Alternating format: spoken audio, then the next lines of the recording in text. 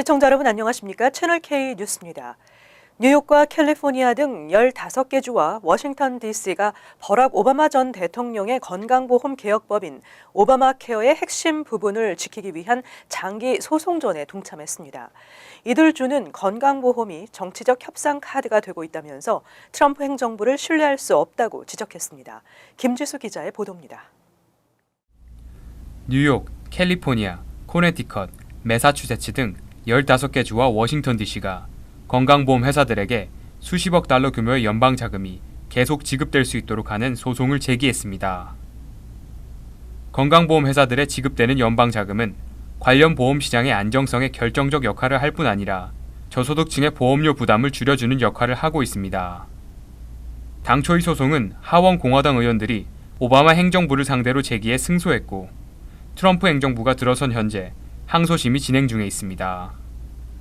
소송전에 참여한 이들 주는 수백만 명을 위한 건강보험이 백악관을 위한 정치적 협상 카드가 되고 있다면서 트럼프 행정부를 신뢰할 수 없다고 지적했습니다.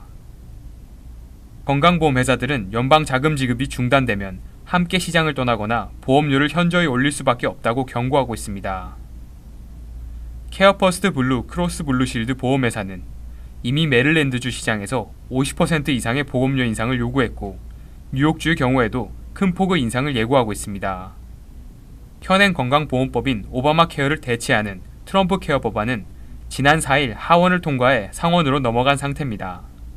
공화당의 상원에서 과반이 52석을 확보하고 있으나 4-5명의 의원이 법안의 일부 내용을 반대하고 있어 신속한 처리가 여의치 않은 것으로 알려지고 있습니다. 채널K 뉴스 김지수입니다. 마이클 폴린 전 미 국가안보보좌관이 트럼프와 러시아 간의 비공식 루트를 만들기 위해 주미 러시아 대사와 접촉했던 것으로 알려졌습니다. 폴린 보좌관을 비롯한 트럼프 캠프의 참모들이 지난해 적어도 18차례 러시아 측과 비밀 접촉을 한 것으로 드러났습니다. 러시아 게이트를 수사할 특별 검사가 전격 임명된 가운데 트럼프 대통령은 마녀 사냥이라며 반발하고 있습니다. 하지만 트럼프 행정부의 러시아 커넥션 의혹의 핵심 인물 마이클 폴린 전 보좌관은 세르게이 키슬야크 주미 러시아 대사와 트럼프 러시아 간 물밑 채널을 만들기 위해 논의한 것으로 전해졌습니다. 18일 로이터 통신에 따르면 폴린 전 보좌관과 캠프의 다른 참모들은 지난해 4월에서 11월 적어도 18차례 러시아 측과 전화나 이메일 등으로 비밀 접촉을 했으며 이때 이들은 미 러시아 경제관계 개선과 이슬람 국가 격퇴전의 협력을 논의한 것으로 파악됐습니다. 세르게이 키슬야크 주미 러시아 대사는 워싱턴 정가에서 가장 위험한 인물로 꼽는 인물입니다. 그럼에도 폴린 전 보좌관은 키슬야크 대사와 접촉했으며 이때 트럼프와 러시아 간 비공식 루트를 만드는 방안이 협의됐다는 것입니다. 다만 트럼프 캠프와 러시아 간 트럼프 대통령의 대선 승리를 위해 공모했다는 증거는 나오지 않은 것으로 전해졌습니다. 한편 여론조사 응답자 절반 이상의 미국인들이 트럼프 대통령과 러시아 측의 기밀 정보 공유에 대해 부적절하다고 평가했습니다. 한편 백악관 측은 공유한 정보는 적절한 것들이라고 반박했습니다.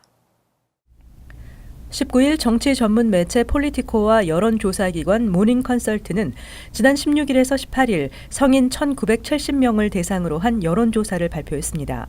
대통령이 러시아 측과 기밀 정보를 공유한 것에 대해 응답자의 58%가 부적절하다고 답변했습니다.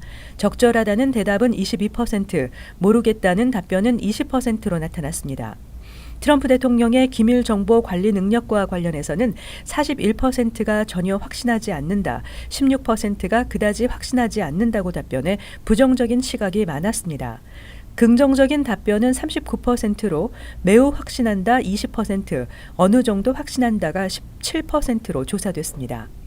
앞서 워싱턴 포스트는 트럼프 대통령이 지난 10일 백악관에서 세르게이 라브로프 러시아 외무장관 등과 가진 면담에서 외국 정보당국이 미 정보기관에 암호화에 전달한 IS 관련 기밀을 언급했다고 보도했습니다. 이에 대해 맥메스터 백악관 국가안보보좌관은 언론 보도는 사실이 아니라고 반박하며 트럼프 대통령이 공유한 정보는 적절한 것들이라고 말했습니다. 렉스 틸러슨 국무장관도 성명에서 트럼프 대통령은 라브로프 장관을 면담한 자리에서 테러 방지에 관한 공동의 노력과 위협 등 폭넓은 주제들을 논의했다고 말했습니다. 아시안 커뮤니티를 대변할 아시아 태평양 코커스가 발족됐습니다. 뉴욕주에서 아시안 코커스의 결성은 이번이 처음으로 아시안 커뮤니티의 입법 활동이 활발해질 것으로 기대되고 있습니다. 18일 퀸즈 플러싱 타운홀에서는 아시안 커뮤니티의 목소리를 대변할 아시아 태평양 코커스가 발족됐습니다. 코커스의 임시 의장을 맡은 론킴 의원은 뉴욕시 인구의 11%, 뉴욕주 인구의 9%가 아시안임에도 불구하고 정치적인 입장을 대변해줄 코커스가 없었다면서 이번 코커스 결성으로 아시안 커뮤니티를 위한 입법 활동이 더욱 활성화될 것으로 기대한다고 말했습니다. 현재 연방의회 내에는 인종, 종교, 취미, 성별 등에 따른 수많은 코커스가 활동하고 있습니다. 코커스는 자발적인 모임이며 아시안 코커스는 이번에 처음 만들어지는 것입니다. 뉴욕주에서 아시안 인구가 11% 이상인 관할 지역구를 맡고 있는 주 하원이라면 누구나 회원으로 가입될 수 있습니다. 아시아 태평양 코커스는 사회, 정치, 보건, 문화 등 전반에 걸쳐 뉴욕주 아시안 커뮤니티가 직면하고 있는 문제들을 진단하고 필요한 경우 이에 대한 연구를 시행하거나 법안을 발의하는 역할을 맡게 됩니다.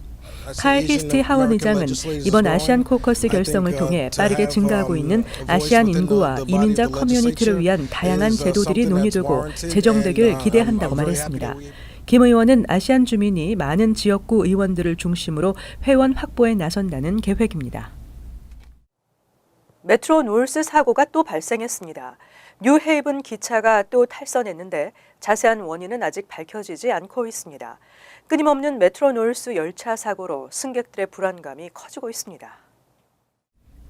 18일 오후 5시 30분 맨하탄 그랜센트럴역으로 향하던 뉴헤이븐 노선 기차가 웨체스터 카운티 레이역 인근에서 탈선했습니다.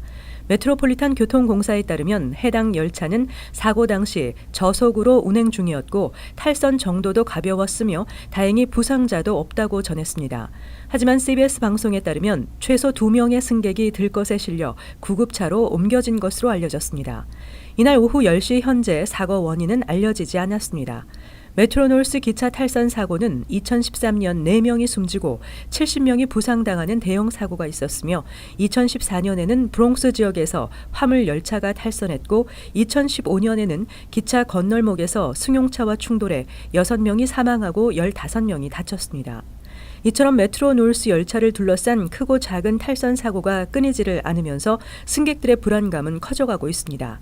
한편 메트로 노스는 지속적인 탑승객 증가에도 불구하고 임금 등 지출액 증가로 예산 부족 문제에 시달리고 있습니다. 시민단체들은 대중교통이 적자를 이유로 이용객들의 부담을 늘리면 안 된다고 주장했습니다. 뉴욕주에서 칼로리 표시 규정이 시행됩니다. 오는 22일부터 뉴욕시 체인 식품점에서 판매되는 모든 즉석 식품에 대해 의무적으로 칼로리 표시를 부착해야 합니다. 이와 함께 모든 음식의 영양 정보도 보유해야 합니다. 뉴욕주가 벌이는 비만과의 전쟁 칼로리 표시 규정이 오는 22일부터 본격 시행됩니다. 18일 빌 드블라주 시장은 새 업체들에게 규정 숙지를 당부하며 오는 8월 21일부터는 본격적인 위반 단속을 실시한다고 알렸습니다. 단속에서 적발되면 $200에서 $600의 벌금이 부과됩니다. 새 규정은 전국에 15개 이상의 매장을 두고 있는 예를 들어 파리바케트, 뜨레주루, 카페 베네 등과 같은 체인 제과점, 체인 커피숍 등이나 체인 레스토랑, 편의점, 극장 등의 식품 소매업체가 해당됩니다. 이들 업체들은 판매하는 즉석식품의 칼로리 함량 정보를 메뉴에 반드시 표시해야 하고 매장 내에는 칼로리 하루 권장량은 2000칼로리라는 문구를 반드시 부착해야 합니다. 이와 함께 체인 식당을 대상으로 새 영양 정보 규정도 발효됩니다. 체인 식당, 체인 식품점들은 칼로리뿐 아니라 콜레스테롤, 나트륨, 탄수화물과 단백질, 지방 등 매장에서 판매되는 모든 식품에 대한 영양 정보를 보유하고 고객이 요청했을 때 정확한 영양 정보를 공개할 수 있어야 합니다. 단 영양 정보를 메뉴에 부착할 필요는 없습니다. 뉴욕주 정부가 $200억 달러의 예산을 투입해 서민주택 건설 사업을 본격화합니다. 서민주택과 함께 홈레스 쉘터와 보조주택, 그리고 노인 아파트 등을 확충할 계획입니다. 뉴욕주 전역에 앞으로 5년 동안 총 11만 가구의 서민주택이 들어설 예정입니다. 18일 앤드루 쿠오모 주지사는 이를 위한 $200억 달러 투자 법안에 서명했습니다. 200억 달러는 서민주택 건설 외에도 홈레스 쉘터를 마련하고 6천 가구의 보조주택을 건설하게 됩니다. 1차로 2017-2018 회계년도에 25억 달러의 예산을 배정했습니다. 뉴욕시와 업스테이트 등지에 홈레스 쉘터를 건립하기 위해서는 총 75억 달러를 투입할 예정입니다. 이 밖에도 노인 아파트 건설에 1억 2,500만 달러, 뉴욕시 운영 아파트 시설 개선에 2억 달러가 지원됩니다. 한편 뉴욕시 정부는 2016년 한 해 2만 2천 가구의 서민주택을 공급했으며 2014년부터 총 6만 가구의 서민주택을 신축 또는 서민용 전환으로 마련했습니다. 존 F 케네디 공항의 스마트 레인 시스템 도입으로 보안 검색대를 통과하는 시간이 대폭 단축됐습니다. 앞으로 수주 내에 17개의 스마트 레인이 추가 설치될 예정입니다. 신속 정확한 공항 보안 검색대 스마트 레인 시스템이 17일 JFK 국제공항에 설치됐습니다. 스마트 레인 시스템은 4명의 짐과 소지품을 한 번에 검색할 수 있는 대형 바구니가 사용되고 이 바구니들은 자동으로 원위치로 돌아갑니다. 또 수상한 물체가 발견된 가방은 별도의 컨베이어 벨트로 옮겨집니다. 스마트 레인 시스템을 통해 검색대의 대기 시간을 줄이고 보안 검색대 통과도 30%가량 빨라졌습니다. 연방교통안전청에 따르면 현재 터미널 2개에 2개, 터미널 4개에 4개의 스마트 레인이 설치됐으며 앞으로 수주 내에 17개의 스마트 레인이 추가 설치됩니다. 스마트 레인은 2016년 하츠필드 잭슨 공항에서 처음 선보였으며 현재 전역의 공항에서 확대하는 추세입니다. 미국 가정의 부채가 2008년 금융위기 때보다 더 심각한 것으로 나타났습니다. 이러한 가계부채 증가가 신용회복에 따른 것이라는 일부 경제 전문가들의 긍정적인 판단도 나오고 있습니다. 뉴욕 연방준비은행이 17일 발표한 2017년 1분기 가계부채를 살펴보면 3월 31일 기준 전국 가계부채 규모는 12조 7,300억 달러로 전분기보다 1.2% 늘었습니다. 2007년 서브프라임 모게지 사태로 전 세계 국제 금융시장이 얼어붙었던 당시 미국인의 가계부채 12조 6,800억보다도 많은 것입니다. 전체 가계부채의 68.1%는 주택 모게지, 10.6%는 학자금 융자, 다음은 자동차 융자 9.2%, 크레딧 카드 빚이 6%를 차지했습니다. 액수로 보면 주택 모게지가 전분기보다 1,470억 달러 늘어난 8조 6,300억 달러, 학자금 융자는 340억 달러 증가한 1조 3,400억 달러, 자동차 융자도 전분기에 비해 100억 달러가 늘어난 1조 1,700억 달러였으며 크레딧 카드 빚 역시 150억 달러가 불어난 7,640억 달러를 기록했습니다. 하지만 일부 경제 전문가들은 이러한 가계부채 증가를 신용 회복으로 판단하고 융자를 통해 소비 지출을 촉진시킬 수 있다며 긍정적인 측면을 강조하고 있습니다. 금융위기 때처럼의 위기 상황은 아니라고 설명하고 있습니다. 주택과 자동차 모게지 그리고 크레딧 카드 연체율이 금융위기 당시보다 절반 이상으로 낮은 것이 전문가들의 판단을 뒷받침해 줬습니다. 이어서 LA 지역 한인사회 소식입니다. CBB뱅크가 사회 환원의 첫 프로젝트로 어려운 환경의 중학생들을 위한 학습 지원 프로그램을 전개합니다. CBB뱅크의 비영리 단체 CBB뱅크 파운데이션은 기업의 사회 공헌 활동을 위해 다양한 단체의 제안서를 검토한 결과 한인타운 청소년회관 KYCC가 운영하는 윌튼 미들스쿨 프로그램에 3년간 총 18만 달러를 지원하기로 결정했다고 밝혔습니다.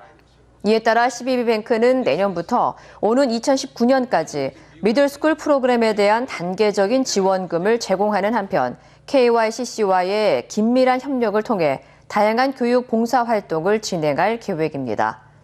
한편 정부 지원의 중단으로 미들스쿨 프로그램 운영에 어려움을 겪어온 KYCC 측은 CBB뱅크 측의 이번 지원을 통해 기존보다 더욱 많은 학생들이 프로그램의 혜택을 받을 수 있게 됐다며 튜터링과 대학 입시 워크숍 등 학생들을 위한 다양한 서비스를 제공할 예정이라고 전했습니다. 캘리포니아주가 전국에서 오토바이 도난 사고가 가장 심각한 것으로 알려졌습니다. 국가범죄정보센터가 최근 발표한 오토바이 도난 실태 보고서에 따르면 지난해 전국적으로 도난당한 오토바이가 4만 6천여 대로 조사됐으며 이 가운데 캘리포니아주에서만 7,500여 대의 오토바이가 도난된 것으로 나타나 전국에서 가장 심각한 것으로 드러났습니다. 이에 대해 전문가들은 일반적으로 오토바이 도난은 날씨가 따뜻한 여름에 기승을 부리지만 캘리포니아주의 경우 사계절 내내 온화한 기후를 보이는 만큼 오토바이 도난이 계절과 상관없이 자주 발생하고 있다고 분석했습니다. 한편 경찰에 따르면 도난 범죄에 타겟이 되는 오토바이 브랜드는 혼다, 야마하, 카와사키 등 일본 제품인 것으로 나타났습니다. 이어서 간추린 소식입니다. 시라큐스 대학 사법정보센터가 18일 발표한 이민재판 회부 현황에 따르면 지난해 10월 1일부터 올 4월 30일까지 추방 재판에 넘겨진 한인 이민자는 총 88명으로 조사됐습니다. 주별로는 캘리포니아가 29명으로 가장 많았습니다. 뉴욕은 4명으로 나타났습니다. 추방재판 회부 혐의를 유형별로 보면 불법 체류 등 단순 이민법 위반이 전체의 52%가 넘는 46명이었으며 중범 10명, 경범 18명, 미입국 7명, 기타 10명 등이었습니다. 로레타 와인버그 뉴저지 주 상원의원은 고용주가 직원들을 채용하기 위해 이전에 근무하던 직장의 급여 수준을 확인하는 것을 금지하는 법안을 추진하고 있습니다. 또 직장에서 성별에 따른 급여 차별 방지법도 재추진되고 있습니다. 현재 뉴욕시와 필라델피아, 매사추세츠주에서는 전 직장의 급여를 묻지 못하게 하는 법안이 통과돼 시행을 앞두고 있으며 뉴저지주도 곧 합류할 것으로 보입니다. 민주공화 양당의 초당적 합의로 법안 통과 가능성이 높은 것으로 예상되고 있습니다. 뉴욕시 미터 주차 요금 결제 시스템 파크 NYC가 맨하탄과 브롱스에 이어 브루클린과 스테이튼 아일랜드에서도 시행됩니다. 퀸즈보로에서는 오는 7월쯤 가동될 전망입니다. 파크 NYC는 사용자가 휴대전화 또는 태블릿에 앱을 다운로드한 뒤 계정을 설정하면 사용자 차량 정보와 결제 정보가 미터 주차 요금 결제 시스템과 연동되는 방식입니다. 먼 곳에서도 결제가 가능하고 주차 시간 만료도 확인할 수 있습니다. 크리스 크리스티 뉴저지 주지사는 17일 모든 버스에 승객들의 안전과 교통사고 방지 등을 위해 카메라를 설치하기로 하고 예산 2,900만 달러를 확보했습니다. 8월부터 뉴저지 트랜짓 버스 2,500여 대에 카메라가 설치됩니다. 카메라는 버스의 전방과 후방, 측면 등에 설치돼 버스 운전자가 시야를 확보하기 어려운 사각지대까지 모두 운전석에 설치된 모니터를 통해 볼 수 있습니다. 다음은 환율과 증권 소식입니다.